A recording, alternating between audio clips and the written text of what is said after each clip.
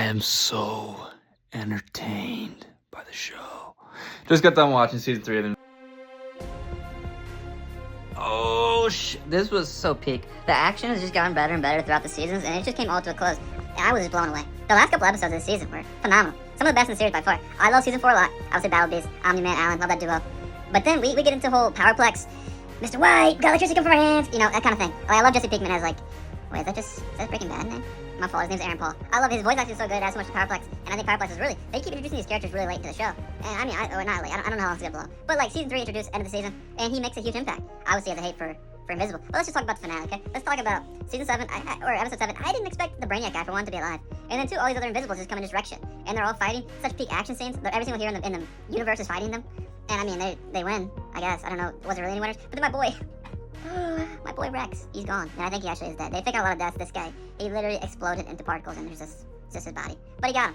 And so, 4-1 up for my boy Rex. But yeah, let's talk about the finale, man. Conquest. Jeffrey D. Morgan. Amazing voice actor. I mean, he steals the entire finale.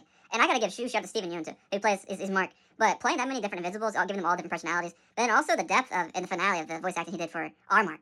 I mean, it was so powerful. Atomic Eve, her like power up scene where I didn't know she could do all this, man. I mean, she had the man slowing down and then she rezzing, giving him a super beam, I don't know, solar beam, whatever the hell that was. That was sick. But I thought the action scene with Conquest fighting Invisible, that entire sequence, it was so amazing to watch, and I loved how they did it. I loved how they introduced Oliver, and then he literally showed up and he just got pieced. Literally got haymakered straight away. Immortal, he died again, of course. And then he's retired. So he's retired, Duplicate's retiring. And I can see the whole the Guardians of the Globe, what's gonna happen with them. And then of course my boy Cecil.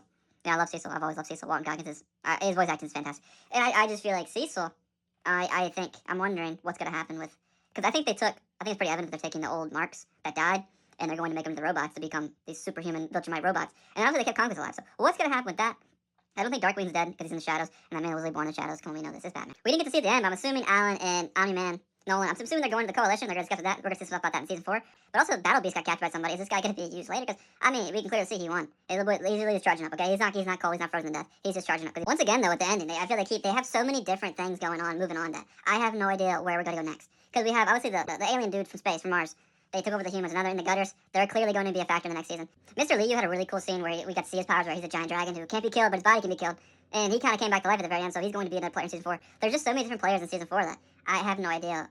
For one, how are they going to guard the Earth? Okay, they're all in shambles. So many heroes are retired, dead. There's a lot to rebuild, and obviously the entire world's in ruins. I think my favorite scenes for the season, I would go. My favorite scene was Alan and Nolan teaming up to fight the Viltrumite. I mean, obviously the Conquest scene, the entire sequence. I don't know what part you include. The speech, I mean, his voice acting, and then Mark going crazy and headbutting the man. But the action was so good this season, and this is honestly probably like a 9.75 out of 10. I thought this was the best season by far. Not by far, okay, they're all great, but this season was definitely the best.